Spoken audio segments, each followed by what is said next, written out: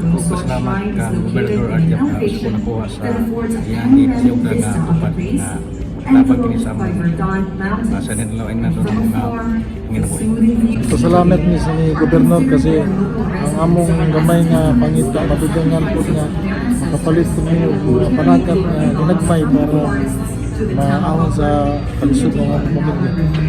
Ngayon ko siguro salamat po sa iya na kining adlaw nga namin diri. Tagaan mi siyang grasya. Salamat kayo. Salamat po ni Governor Arthur Yap. Dako dyan mo ni katapang sa among pamilya. Labi na karon nga krisis kadyo. Tungod sa among iyang gihatag namo nga tabang nga tupad. Ako kayo nga mong ikatabang niya kanamo nga kami nahatagan niya nga kantidad. Daghan salamat Governor Yap. In behalf of the Unido, very thankful I mean we're one of the recipients sa programa sa atong gobyerno. Hopefully, daghan pa mga programa nga iyang ikahatag namo sa labi pa sa Ating Unido nang kinahanglan during this time of pandemic.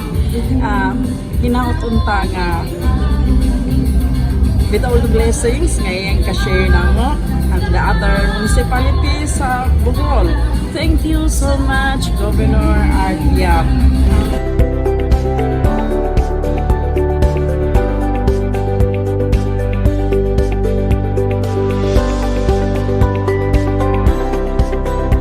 So ang tanan-tanan na ningkamot ang provincial government na atong maihalad sa mga mas kuyang, sa mas mga pakaluluoy, sa kadaghanan sa atong mga kaigsuunan na nanginanglan, ihalad nato ang mga programa nila.